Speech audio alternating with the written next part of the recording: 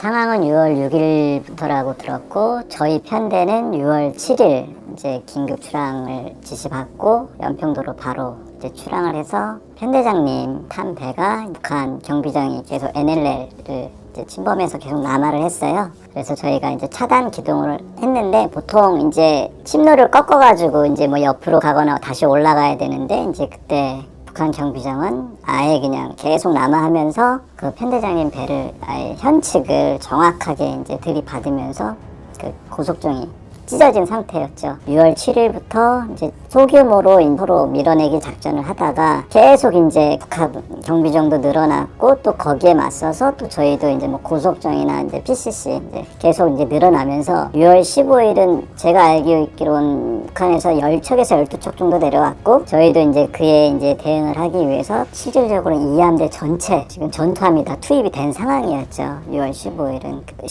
6월 7일부터 15일 동안 총 9차례 정도 이렇게 충돌 밀어내기 식전이 진행됐고 서로 이제 잠도 못 자고 먹지도 못하고 쉬지도 못하는 상황이다 보니까 너무 이렇게 좀 스트레스도 많이 있었고 서로 충돌 공격을 하다 보니까 이제 아예 그냥 옆에 붙어서 배끼리 가다 보니까 그냥 총으로 서로 그냥 계속 그 조준을 한 상태죠. 그런 상황을 계속 그냥 며칠 동안 이렇게 스트레스를 받다 보니까 사람이 나중에는 야 그래 빨리 붙고 끝내자 이런 마음이 들 정도로 아예 붙어서 가는 거예요. 그냥 배끼리 그냥 현측이 붙어가지고 서로 가면서 서로 이제 총으로 그러니까 저하고 이제 행정사님하고 좀만 더 떨어지면 그냥 서로 손 조금만 하면 손 달 정도로 심장이 터질 만하죠. 누가 제 얼굴에 제 머리에 한 10명이 총을 겨눈다고 생각을 해보세요. 그럼 뭐 어떤 생각이 들겠어요. 북측에서 10척에서 한 12척 정도가 이제 NN을 내려오면서 저희가 이제 대응 차단 작전을 했죠. 이제 거기서 이제 차단 작전이라는 게 더 이상 못 내려오게 이제 밀어내기 작전을 했는데 그때 이제 뭐 PCC도 동원되고 이제 참수리하고 또 북측 경비장 30척 이상이 거기서 이제 공방전을 벌였던 거죠. 그러다가 북한 그 경비용 6845 그 위에 참수리 338정이 이제 올라탄 거예요. 그러니까 우리 뭐 캐리어 보면은 차 이렇게 싣고 어부바 하듯이 그냥 가는 거 있잖아요. 똑같이 북한 경비정 위에 이제 338이 이제 올라타고 이제 올라타니까 이제 저희는 이제 또 그 338을 도우러 이제 가면서 이제 부딪혀야 이제 이게 떨어지니까 좀 막 이렇게 서로 이제 차단 기동하다가 30노트로 정확하게 그 684정 현측을 그냥 저희 함수로 그냥 함수가 제일 강하거든요. 용물이 정확하게 30노트로 함수를 현측을 들이받으면서 저희가 한 3, 4m가 들어가 버렸어요. 서로 꽂힌 상태죠. 그 현측으로 하고 저희는 이제 함수가 꽂힌 상태에서 그렇고 저희도 그렇고 서로 벙찐 상태가 된 거죠. 잠시 먹먹하게 있다가 북한 애들이 선제 사격을 했고 그거에 대해서 대응 사격을 했는데 그때 저희 병기장님이 이제 제일 앞에 있었어요. 85mm 그 주포를 먼저 제압을 하고 그 다음 또 14.5mm 그리고 37mm 포들이 있었는데 그거를 차례대로 제압을 하고 또 이제 함교 쪽도 제압을 하고 또 이제 이거를 침몰시키기 위해서 그 함미 아래쪽을 이제 포를 쏴가지고 이제 가라앉히려고 이렇게 했어요. 근데 한 16발 정도 쏜 거로 기억하는데 이제 계속 그 함포 쪽으로 사격을 하고 그래가지고 그 정도 쏘고 이제 고장이 난 거예요. 그러면서 이제 저희는 사실 북측에서 이제 붙어 있으니까 넘어올 줄 알고 사실 되게 긴장을 많이 했는데 다행히 이제 붙어 있는 상태에서 후진을 하면서 이제 배가 빠지고 이제 그 정면으로 부딪혀가지고 이제 20mm하고 20mm 그 벌컴퍼가 있었거든요. 근데 그게 이제 사격 각도가 안 나왔었어요. 근데 이게 빠지면서 이제 현측이 이제 좀 보이다 보니까 이제 사격 각도가 나와서 이제 그 20mm 21포, 22포로 이제 각각 750발이 장전이 돼 있는데 750발을 각각 쏘면서 압도적으로 이렇게 제압을 한 거죠. 네, 안녕하십니까. 캡틴 김성호입니다. 여러분들 우리 서해수호의 날을 들어보셨을 겁니다. 서해수호의 날이 연평해 전, 천안함 그리고 연평도 포격전 다 같이 하나로 합쳐서 추모하고 그들을 이제 기억하는 이제 행사로 알고 있는데 제2 연평해전 전에 제1 연평해전 있는 건 누구나 알고 있는데 그 서해수호의 날에 제1 연평해전 전우들이 참석하지 않았다라는 거를 제가 최근에 알게 됐고 이제 전 전역을 하시고 나서 PTSD와 그런 여러 장애들로 이제 힘든 고통의 나날을 겪고 있음에도 불구하고 국가유공자가 안 되었다라는 사실에 가장 충격을 이제 먹고 급하게 또 우리 안종민 행정사님을 긴급하게 모셨습니다. 안녕하십니까. 저는 국가보훈행정사무소의 대표를 맡고 있는 안종민 행정사고요. 예, 이번에 제1연평해전 인원들의 PTSD 국가유공자 인정을 위해서 지금 수임해가지고 지금 진행 중에 있습니다. 이 지금 내용이 대충 어떻게 되는 건가요? 상호님께서 말씀하셨지만 서해 수호의 날 행사가 2016년부터 있었고 그리고 올해가 딱 정확히 10회째예요. 아, 네. 네. 근데 이분들이 10회째 동안 한 번도 참석하지 못했다는 게 팩트고요. 두 번째는 이분들이 보훈처에서 너희는 국가유공자가 아니다라고 올 2월에 8명을 판정을 내린 거죠. 판정을 내렸기 때문에 저번 주에 14일 날 이의신청서를 제출하고 지금 기다리고 있는 상태가 되겠습니다. 도대체 이들이 국가유공자가 아니면 누가 국가유공자라는 거죠? 국가유공자법에 명확히 나와 있거든요. 그냥 국가수호, 국민의 생명과 안전을 위한 직무수행을 한 사람은 국가유공자다. 이분들은 국가수호를 했잖아요. 국가유공자 안 될 일이 없어요. 그 국가수호를 하다 부상을 당한 그 부상에 대한 PTSD 부분을 인정해주냐 인정 안 해주냐를 놓고 판단했을 때 이 PTSD가 그때 발생한 게 아니라고 판단하는 거죠.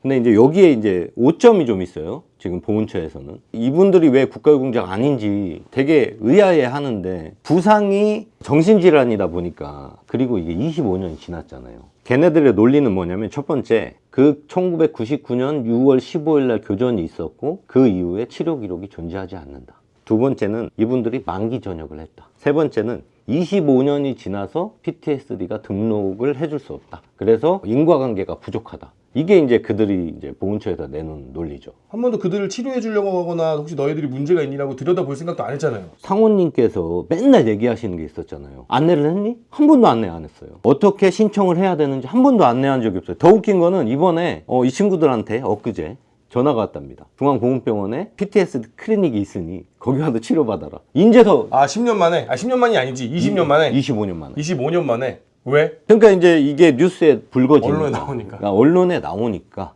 이제 안내하기 시작하는 거죠. 그래서 상호님 맨날 얘기, 왜 너희들 맨날 연락을 안 하냐? 왜 안내를 안 하냐? 이 얘기를 맨날 하잖아요. 그러니까 이게 문제가 되는 거예요. 그 금요일 날이죠. 네. 갑자기 국가보훈부 제대군인센터에서 서해 수호의 날 행사를 하는데 갑자기 연락이 와서 이 수병 8명들한테 참석을 하실 거냐 말 거냐 의중을 묻더라는 겁니다. 제가 그날 인스타 게시물하고 유튜브 커뮤니티에다가 오후 2시인가? 뭐 그쯤에 올렸거든요. 네네. 그때 반응이 폭발적이었어요. 엄청났어요, 갑자기.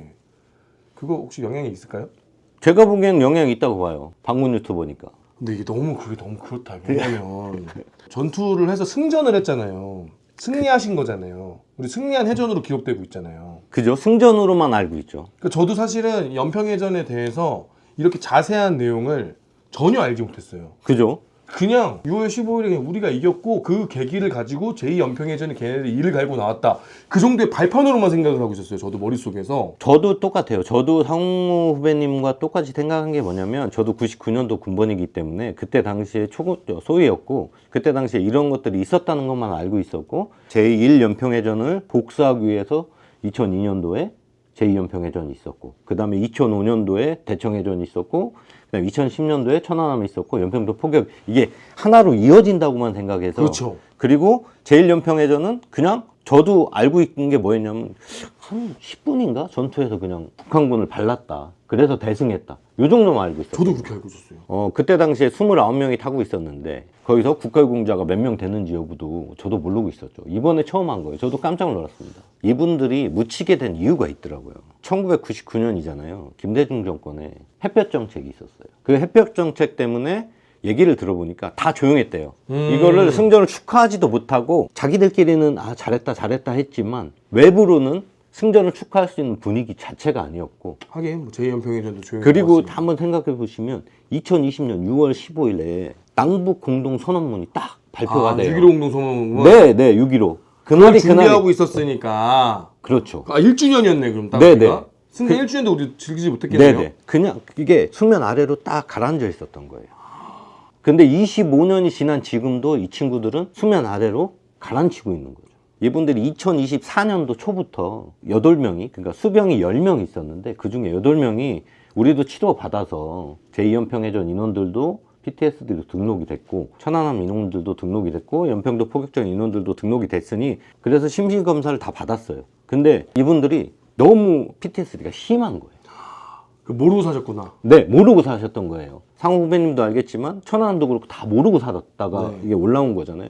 이분들도 심리검사를 받고 내가 진짜 심각한 사람이다라는 걸 느꼈고 그리고 나서 이분들이 진단서를 받았어요. PTSD 진단을 받았어요. 그게 전부 다 보면 보훈병원, 카톨릭 의대, 뭐 충남대학교, 건국대학교 큰 병원에 가서 진료를 받아보니까 자기들도 깜짝 놀란 거죠. 나도 몰랐던 것들이 제가 아까 사전 인터뷰를 했는데 선생님께 전후분께 여쭤보니까 자기가 이제 회사를 다니는 게 자주 이직을 했었다고 하더라고요. 저녁 이후에. 맞아요. 그리고 어떠한 곳에서 내가 자꾸 불같은 사람이 됐고 네네네. 그래서 내가 좀 성격이 변했나? 내가 좀 너무 힘들어서 그런가 생각했더니 알고 봤더니 그게 PTSD의 증상 중에 하나에 포함되어 있는 거고. 그렇죠. PTSD는 화를 많이 내거나 특히나 가족에게 화를 많이 내고 그 다음에 알코올 중독에 빠지거나 그리고 아니면 극단적 선택을 하려고 하거나 이런 것들이 기본적으로 나타나는 거거든요. 수면 장애가 오거나. 근데 이분들 다 해보면 다 똑같은 거예요. 몰랐던 거지. 네, 몰라. 그래서 이분들이 1년을 다 치료받아서 진단서까지 있으니까 이제 제출을 한 거예요, 보훈처에. 보훈처에 제출을 했는데 될 줄 알았죠. 근데 8명이 한 번에 전부 다. 전부 다 한 방에. 그게 딱 3일 간격으로. 올해 2월 17일부터 2월 20일까지 이 3일 동안 다 비해당. 국가유공자 비해당 이렇게 나온 거예요. 왜 비해당했을까? 이게 첫 번째로 99년도에 치료 기록이 없었다, 최초에. 그땐 그런 개념이 없었잖아요. 그렇죠. 두 번째로 만기 전역했다. 열심히 한 사람은 병도 있으면 안 되는 거예요. 네, 그렇죠. 세 번째로 25년이 지난 거에 대해서 객관적으로 PTSD를 인정하기가 어렵다. 그때는 PTSD고 뭐건 좀만 쫄아있고 좀만 힘들면 두들겨 팼던 시절 아니에요. 그때 그래서 여기 8명의 증언에 뭐가 있냐면 1999년도에 이 일이 있고 나서 해군에서 갱지를 하나 나눠줬대요. 갱지에 체크해라. 그게 심리검사였던 거예요. 몰랐는데. 근데 그때 나온 얘기가 뭐냐면 너 이거 잘못 체크하면 다 정신병자다.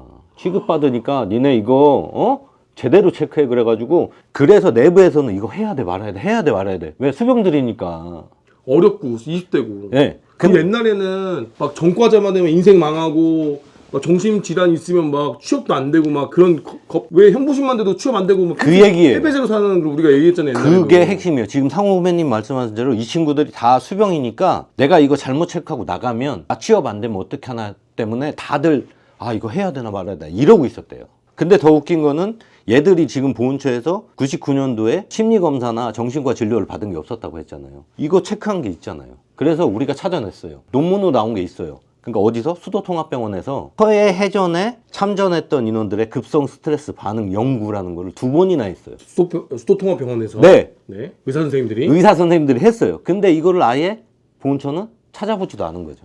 그러니까 아예 안 할 생각이었던 거예요. 그죠? 아예 안 줄 생각이었던 거예요. 더 웃긴 거는 2002년도에 또 뭐가 있어요? 제2연평해전이 있었잖아요. 그때 끝나고 나서 제2연평해전 인원들도 똑같이 체크를 해서 이번에는 99년도 제1연평해전과 제2연평해전을 같이 분석해서 비교 분석한 논문까지 있었던 거예요. 둘 다 똑같아요. 네. 근데 제2연평해전은 또 됐죠. 됐죠. 근데 제1이 안 될 이유가 있나요? 제2연평해전 영화도 만들었고 네. 국민의 관심도가 높았으니까. 네. 정말 제가 이런 표현하고 싶지 않지만 전사자가 있었으니까 또 그런 거 아닐까요? 제2연평해전 전사자가 없잖아요. 저도 그게 지금 가장 합리적인 거예요. 그러니까 서해 교전에서 서해 수호의 날에서 빠진 것도 전사자가 없었다는 이유. 그리고 두 번째로 PTSD로 너희들은 전사자가 없었다는 이유. 그거거든. 보훈처에서도 자기들이 PTSD를 인정해야 된다고 2010년도에 연구한 600페이지 연구자료가 있어요. 그 연구자료에 뭐라고 나오냐면 제일 웃긴 게 전투를 직접적으로 참여해서 부상을 입은 사람은 바로 부상해서 후송 갈 거 아니에요. 이 사람들보다 그 옆에서 그 부상자들을 봤던 사람들이 PTSD가 2배 높아요. 그럼 안 해줄 이유가 있나요? 말이 안 되죠. 그렇죠. 거기다가 이게 자기들이 연구해서 갖고 있는 자료들을 보면 그냥 해주면 되거든요. 어떤 걸로? 그러니까 PTSD가 2가지예요. 급성 PTSD가 있고 지연성 PTSD가 있어서 1개월이나 3개월 안에 급성으로 PTSD가 생기는 사람이 있고 20년이 지나서 30년이 지나서도 PTSD가 생기는 분. 이거를 지연성 PTSD라고 해요. 이 지연성 PTSD를 인정을 해주면 되거든요. 근데 모든 걸 다 종합해보면 결국은 해주기 싫었다. 승전이고 참전이고 우리가 다 알고 있잖아요. 다 알고 있죠. 역사 사시고 해군들도 알고 있고 모두가 네. 알고 있고 이들은 우리 국민적 영웅이란 말이에요. 단순하게 군대에서 생활하다가 PTSD가 왔어요. 그렇게 해서 주장하시는 분들이 20년 지나서 그때 옛날에 내가 선임한테 빠따 맞을 때 그 PTSD가 왔다.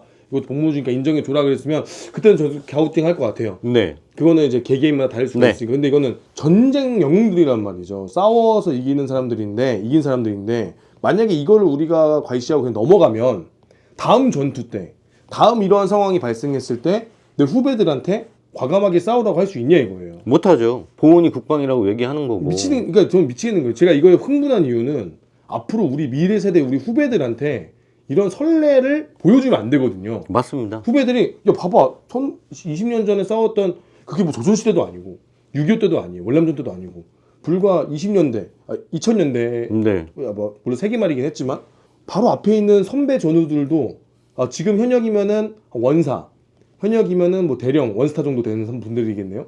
그 선배들이 그러한 대우를 받았던 걸 내가 알고 있는데 그럼 내가 과감하게 들어갈 수가 있는가라는 의문이 생기면 안 된다는 우리 군인들한테는. 그렇죠. 이분들을 인정해야 지금 상호 후배님 말씀하신 것처럼 앞으로 이런 일들이 또 나면 또 인정이 될 수밖에 없는 거거든요. 근데 진짜 더 웃긴 건 6.25 참전 유공자나 베트남 참전 유공자분들 있잖아요. 지금 20년 지나서 30년 지나서 40년 지나서 뉴스에 보면 PTSD로 행정소송 가가지고 이겨서 PTSD 인정받는 사람들 다 나오고 있어요. 근데 99년도에 있었던 제1연평해전을 인정 안 해준다? 이건 말이 안 되는 거죠. 이러면 안 되거든요. 이러면은 우리 군인들이 불확실성을 가지게 되면은 내가 이 불구덩이를 못 뛰어들어요. 불구덩이를 뛰어들었을 때 훗날 내가 전사하거나 혹은 내가 살아남았을 때 국가가 나를 보호해주고 나를 지켜준다라는 믿음과 확신이 있어야 싸울 수가 있는 건데 절대 이런 선례를 남기면 안 되기 때문에 제가 오늘 또 이런 시간을 마련했는데 정말 또 전우분들 또 얘기 들어보니까 그때 당시에 그렇게 상처를 입고 상처가 치유되지 않았음에도 불구하고 바로 대통령 온다고 배 수리하고 배 청소하고 그러니까 내 몸에서 아직 피로도 가시지가 않았는데 그렇죠. 승전했다는 이유로 야, 표현이 너무 그래요. 이게 너무 잔인한데 만약에 누구 하나 다치거나 전사 이거 진짜 너무 제가 너무 나쁜 표현인 것 같긴 한데 그랬으면 또 그러지 않았을 것 같아요. 제가 볼 때는 그렇죠. 승전하고 부상만 있으니까 그 전우들 데리고 그대로 또 청소시키고 일시키고 또 혼내고 닥달하고 그렇게 해서 또 준비를 했다는 얘기 듣고 전 정말 충격이었거든요. 그때 당시에 그 파편상을 입었던 친구들은 바로 헬기로 후송이 됐어요. 네. 국군 수도통합병으로 후송이 됐고 나머지 이제 경상, 네. 경미한 부상을 입었던 사람들은 지금 상호 후배님 말하는 것처럼 배 수리하고 그 피물이 다 있는 데를 다시 닦고 자기들이 자기들이 그럼 그 냄새 습도 그리고 그거를 또 이제 대통령이 온다니까 또 준비해야 되고 이런 것들이 있었잖아요. 그리고 또 한 가지 문제가 뭐냐면 이분들이 훈장을 아예 이 수병들은 한 명도 받지 못했더라고요. 그러니까 실제로 싸운 거는 우리가 3.25정이 그렇죠. 실제로 이제 딱 충파 딱 붙여가지고 완전히 근접전 제대로 전투를 했는데 네네. 수상 명단을 봤어요. 네. 이해가 되세요? 그러니까 임갑종 중사님 지금 상사로 예편을 하셨는데 진짜 어마어마한 현장에서 기지를 발휘하셔가지고 대응을 하셨고 같이 참전했던 전우분들은 장교분들은 그때 다 이미 다 파괴가 돼가지고 현장에서는 임갑종 중사가 혼자서 막 그렇게 다 저걸 격파하고 싸웠다 대단하신 분이다라고 얘기했는데 이분에 대한 훈장은 제일 낮은 등급이고 인원 무공장 뭐 인원도 낮은 건 아니다만 네. 근데 현장에 투입하지도 않았고 뒤통수에 있던 사람들은 그리고 그냥 주변에 언그라운드에 있던 사람들은 수십 명이 훈장을 받았다는 거죠. 그때 우리가 제일 저강이 누구예요? 송영무. 송영무 나중에 국방부장관이 됐던. 네. 그분이 제2 전투단장이었거든요. 네. 충무부공장 받았어요. 그리고 나머지들은 다 장교 부사관이 받았어요. 수병들은 한 명도 부사관도 얼마 없던데요. 그죠? 부사관도 얼마 없죠. 부사관은 실제로 배 탄 사람들만 받았을 거예요 아마. 그러니까 보면 거기에 우리나라 군함이 거의 30척이 가 있었으니까 물론 뒤에서 PCC 영주함이 화력으로 엄청나게 때린 걸 알고 있어요. 그러니까 PCC들이 전투 참석을 안 한 건 아니지만 네네. 많이 받는 건 이해를 해요. 그러면 예를 들어서 정말로 아까 말씀하신 임갑종 중사님 같은 경우 얘기를 들어보면 40mm 주포로 684호하고 북한군 684하고 부딪혀 있었을 때 자동도 아니고 수동으로 자기가 돌려서 87mm 주포 완전히 무력화시켜 놓고 그 다음에 24mm인가 북한군 24mm 주포를 차례차례 다 무력화시켜가지고 결국 3.25정이 거의 많이 피해도 없었잖아요. 이런 분들이 제일 높은 등급 을지 무공장 받고 해야 되는 거 아닌가요? 근데 왜 마지막 받았단 말이에요. 중사라고. 저는 이 얘기 듣고 이분 같은 분들을 기리고 진짜 전투 프로상을 그렇죠. 해군 이함대에서 전투 프로상을 줘야 된다고 보거든요. 그렇죠. 부사관 학교에서도 이런 분은 교관으로 써야죠. 저는 그렇게 느껴져요. 답답합니다. 답답한 이야기를 지금 계속 하고 있는데 거기다 또 충격적인 게 보훈처에서 이 PTSD 관련해서 4번을 빠꾸 먹었다는 얘기를 제가 얼핏 들어서 그게 무슨 그렇죠. 얘기인가요? 보통 PTSD를 심사를 할 때 우리가 외부에 이제 자문을 받아요. 외부 병원에 자문을 받게 되어 있어요. 정신과에. 그 자문을 받았는데 첫 번째 자문의가 이제 우리가 정보공개 청구해서 받으니까 처음에 자문의는 PTSD를 인정했어요. 네. 두 번째 자문의는 PTSD인 것 같다. 자문의가 보훈부에서 선정한 의사인 거죠? 그렇죠. 네. 네. 그러다 보니까 두 번째도 이제 인정이 된 거죠. 근데 세 번째는 약간 애매했어요. PTSD일 수도 있고 불안장애일 수도 있고 이거는 판단이 좀 모호하다 이렇게 했어요. 근데 결국은 네 번째 자문의가 갑자기 국가유공자법에 나와 있는 조항을 얘기하면서 이 사람들은 PTSD가 아니라고 자문을 내린 거예요. 마지막에. 마지막에. 그래서 이 이유를 들어서 전부 다 비해당 친 거죠. 근데 우리 전우분들은 이미 대한민국의 유명한 굵직굵직한 대학병원에서 다 진단을 받고 오셨잖아요. 다 바꿔. 그러니까 이분들이 더 열받는 것이 제가 처음 봤어요. 뭘 처음 봤냐면 4번이나 의학자문을 받는 경우가 없었거든요. 야, 자기들이 원하는 의학자문의한테 보냈는데 인정해버려서 다시 보냈구나. 그렇게밖에 근데 또 보냈는데 또 여기서 인정을 해버리니까 네. 또 보냈는데 세 번째에서도 좀 애매하게 대답해주니까 확실히 이제 보내버릴 네 번째한테 뭔가 푸시가 들어갔나 보거든요. 그렇죠. 왜 그러냐면 말씀하세요. 왜 그러냐면 제가 제2연평해전도 그렇고 천안함도 도와준 적 있잖아요. 네. 이때도 4번씩 자문을 받은 적이 없어요. 몇 번 받았어요 그때는? 그때는 한 번. 그때 다 오케이 했어요? 네. 근데 여기는 왜 네 번이나 해요? 그러니까요. 그래서 네 번이나 하면 그냥 안 될 때까지 나오는 거 아니에요? 안 될 때까지 한 거죠. 그리고 제2연평해전도 그렇고 천안함도 비해당을 준 적이 있었어요. 천안함도 5명을 비해당 줬고 그 다음에 제2연평해전도 수병 2명이 있는데 이 친구들 4번 비해당 맞았어요. 그랬다가 다시 재신청해서 된 거거든요. 그러니까 그때 재신청해서 될 때도 의학자문이 한 번밖에 없었지 4번씩 이렇게 있었던 적이 없어요. 제가 아무리 생각해도 그 전에 다 천안함하고 제2연평이 됐다고 하면 당연히 제2연평해전도 돼야 되는 거잖아요. 이유가 없어요. 이거는 안 될 이유를 찾아도 나올 수가 없는데 안 준 거면 이거 누가 일부러 안 준 것 같아요. 저는. 제가 이제 합리적으로 의심하는 거는 의심입니다. 의심이에요. 네. 지금 보훈처에서 정신과 인원들이 지금 많이 늘어나고 있다. 왜 그러냐면 아시겠지만 군의 전문 유튜버신 게 아시겠지만 우리나라 그 성 관련된 비유가 군에서 제일 많잖아요. 네, 여군들. 여군들. 그리고 또 요즘 인원들이 정신질환에서 전역하는 인원들이 또 많잖아요. 엄청 많죠. 엄청 많죠. 그러다 보니까 거기다가 이번에 계엄으로도 보면 100명 이상 또 PTSD 치료받고 있다고 하니까 너무 기하급수적으로 넣으니까 보훈처에서 그냥 다 잘라라. 이렇게 지시가 내려온 것 같아요. 아, 그거 자를 게 있고 안 자를 게 있지. 그렇죠. 전투잖아 이거는. 그런 합리적인 의심. 아, 이거 한 달에 기껏해 7급 얼마 받아요? 7급이 지금 국가유공자 65만 원이죠. 65만 원. 네, 그게 아까운 거죠. 누구는 뭐 그냥 25만 원 꽁으로 막 준다 그러는데. 네. 누구는 기본소득 하면서 뭐 50만 원, 100만 원 주자고 하는데 참전했던 이 군인들한테 이런 그렇죠. 식으로 60, 아까 이 금액의 가치를 떠나서 얘기하는 게 아니에요. 이거는 자신의 살아온 인생이 무너지는 거고 내가 헌신했던 것에 대한 배신이거든요. 그 배신적인 부분이 제일 크죠. 그죠? 금액을 떠나서도. 근데 더 배신스러운 건 뭐냐면 이제 이게 두 번째 이유예요. 지금 아시겠지만 보훈부의 차관이 누구죠? 이완 차관. 그 제2연평해전의 참전자잖아요. 네. 그 다음에 작년 2024년 11월에 보훈심사위원장이 서정우 하사, 연평도 포격전 서정우 네네네. 하사 어머님이 되셨어요. 네네네. 그러면은 누구보다 이분들의 마음을 잘 아시는 분 아닌가요? 근데 비해당을 줬어요. 그래서 우리가 합리적으로 하는 의심이 그냥 무조건 막아라 라고 했을 가능성이 지금 초점을 두고 계신 거잖아요. 그렇죠. 왜냐면 아무리 생각해도 이거는 말이 안 되니까. 그리고 또 제가 이유한 차관한테 또 연이 있으니까 왜냐면 제2연평해전 인원들도 제가 이제 국가유공자를 도와줬었으니까 그냥 물어봤죠. 그랬더니 딱 한마디 하던데요. 보훈심사위원회에서는 공정한 심사를 하고 있습니다. 이게 끝이에요. 뭐 고객센터 연락하신 거 아니에요? 고객센터에서 그 AI 대표님인데 왜? 카톡으로 제가 뭐 여쭤봤어요. 이런 사정. 카톡 플러스 친구한테 하신 거 아니에요? 그래서 카톡으로 물어봤는데 이렇게 얘기를 하시더라고요. 제가 그래서 그때 당시에 무슨 얘기 뭐라고 물어봤냐면 제2연평해전 인원들도 4번이나 탈락했다가 결국은 다시 치료를 받고 다시 진단받고 심리검사 받아서 이분들도 다 됐다. 그리고 제2연평해전에 마지막 전역해가지고 원사분 한 분도 됐다. 그리고 천안함 인원들도 됐다. 그러면 이 인원들이 안 되는 게 잘못된 거 아니냐 그랬거든요. 그렇죠.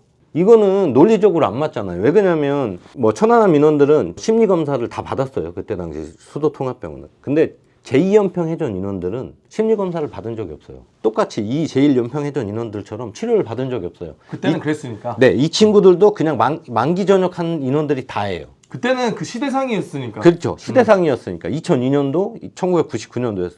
그런데 이게 이분들이 안 된 게 어떤 합당한 이유가 있으면 이해를 하겠는데 없었다는 거죠. 저는 이관 차관이 아예 제1연평해전 인원들한테 관심이 없었다고 봐요.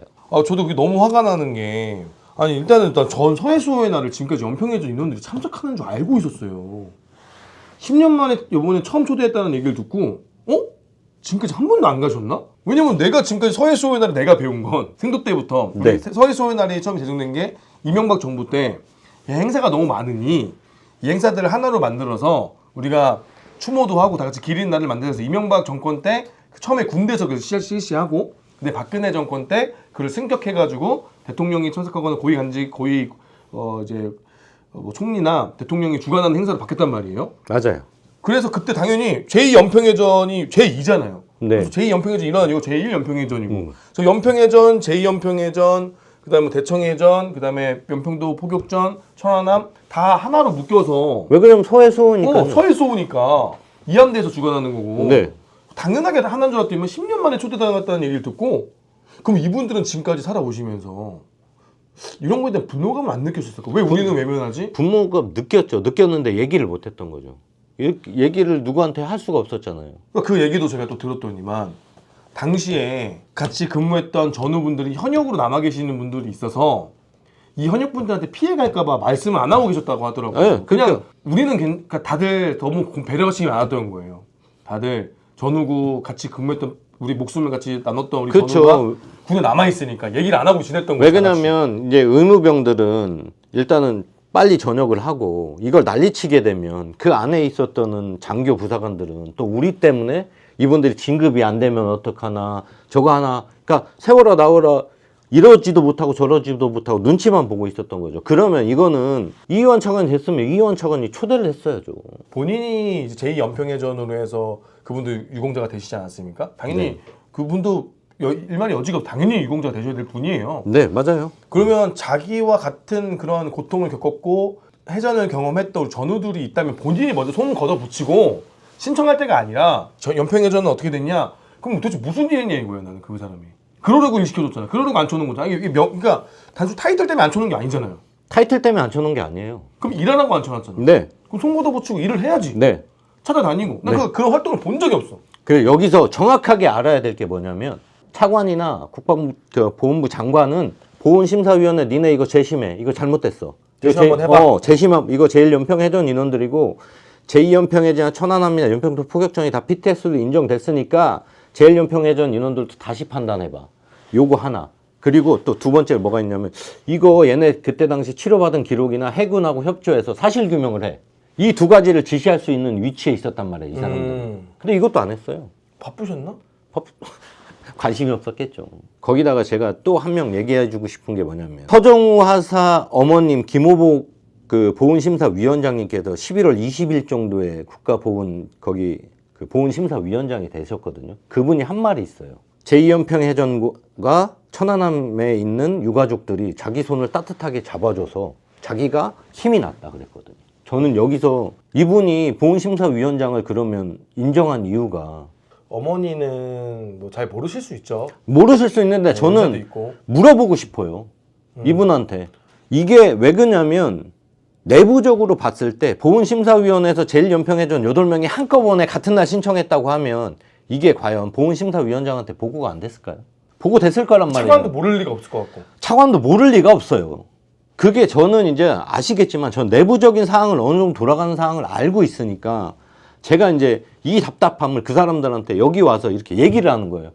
이완 차관님과 보훈심사위원장님은 과연 이 분들의 제1연평해전의 영웅들에 대해서 어떻게 손잡아 주려고 노력을 했는지 나는 꼭 물어보고 싶은 거예요. 저희가 괜히 이게 그냥 떼쓰는 게 아닙니다. 절대로. 왜냐면 그냥 단순하게 뭐 임무수행하다가 족구 쳐다가 혹은 눈 썰다가 다쳤는데 치료 그 보훈해주세요. 뭐 그분들도 보항이 보훈해줘야겠지만 그게 아니라 이거는 전투란 말이에요. 전투 중에 입은 장의와 후유장이란 말이에요. 이거를 우리가 짚고 넘어가지 않으면 앞으로의 전투에서 우리 군인들은 나설 사람이 없다라는 거예요. 이게 그래서 제가 진짜 중요한 생각을 하는 거예요. 그리고 지금 뭐 커뮤니티나 이런 데서 보면 지금 잘못 알려지고 잘못 생각하고 있는 것 중에 하나가 뭐냐면 아니 25년 지났는데 PTSD를 인정해줘야 되라는 이런 얘기들도 있어요. 그럴 수 있죠. 네. 이제 근데, 와서? 예, 이제 와서. 근데 지금 대법원 판례도 그렇고 아까도 얘기했지만 6.25 베트남전 다 인정해주고 있고요.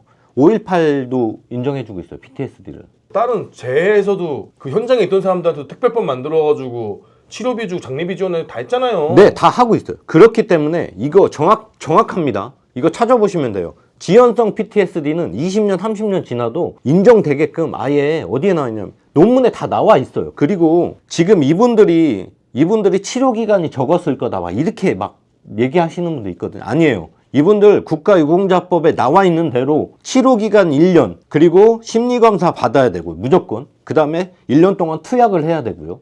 그리고 진단을 받아야 됩니다.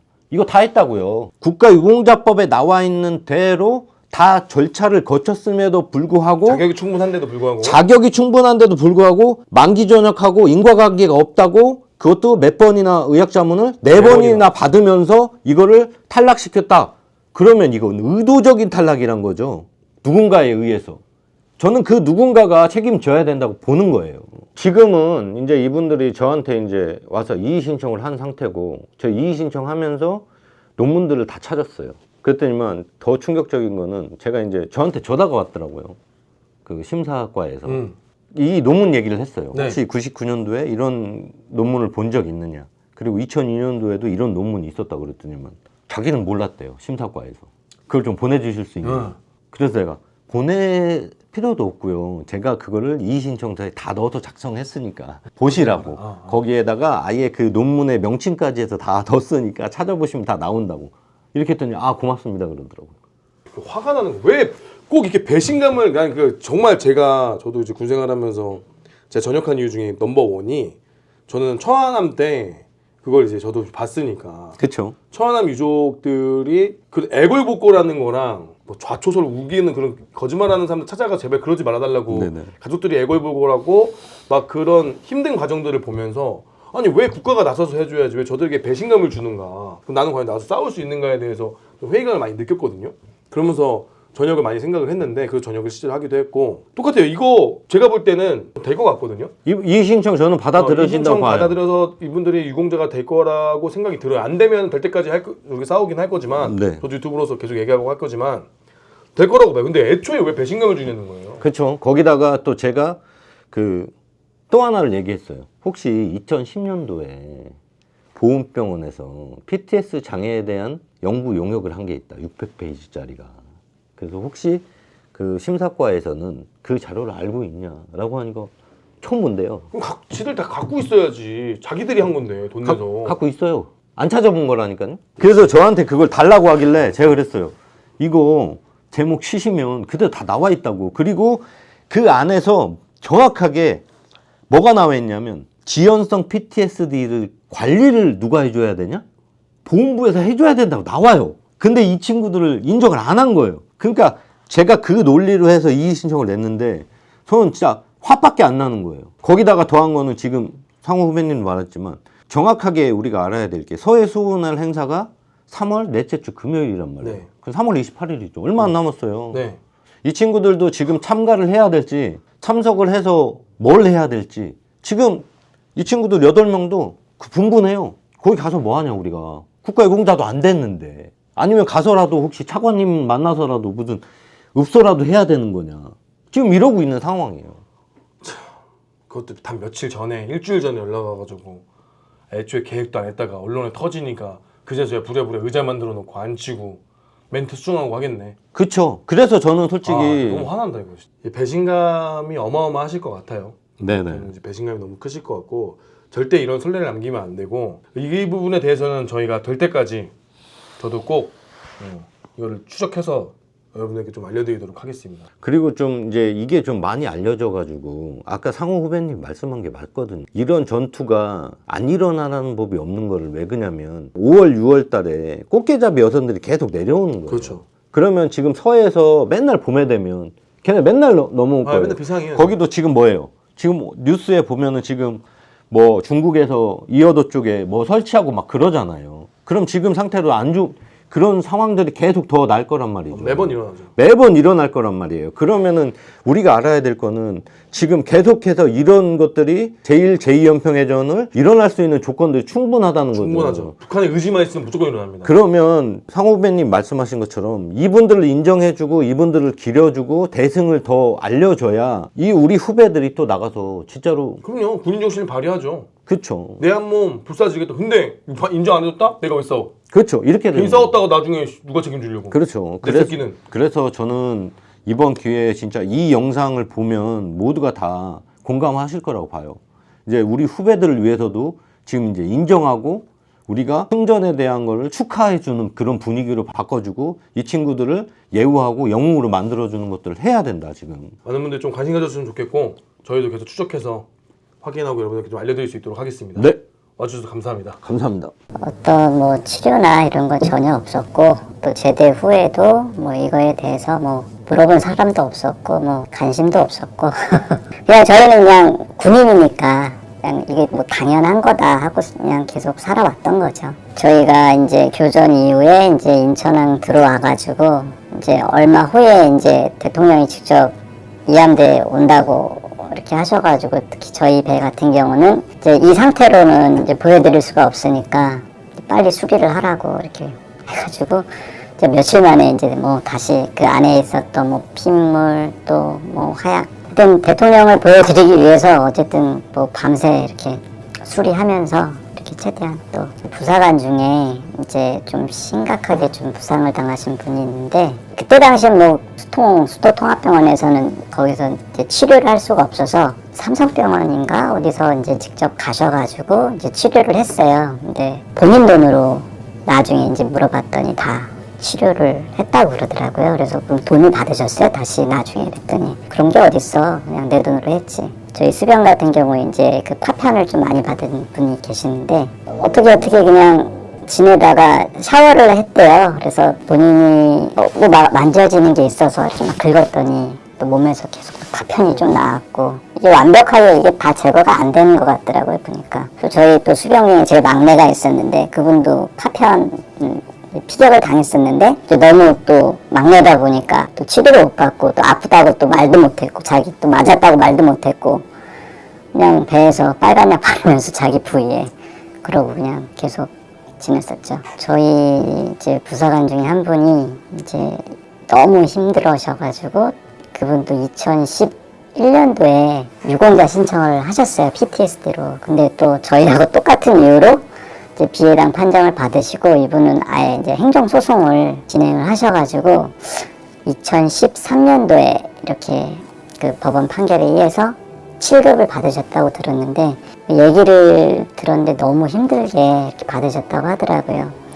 그분은 이제 그 모 대학병원에서 이제 판사가 그 병원을 지정을 해준다 그러더라고요. 그래서 15일 동안 입원을 해가지고 이제 관찰을 한 결과 그 병원에서는 5급 진단이 나왔다라는 거예요. 이분은 5급을 받아야 된다 했는데 보훈부에서는 아 이거 인정할 수 없다. 7급이면 인정해주겠다. 이렇게 조정을 이렇게 통해가지고 뭐 억지로 받았다고 하는데 이분도 너무 이제 상태가 안 좋으셔가지고 만약에 이때 행정소송하고 만약에 안 됐으면 정말 집 옆에 저수지가 있는데 거기서 정말 죽으려고 했었다고 그러시더라고요. 너무 힘드셔가지고.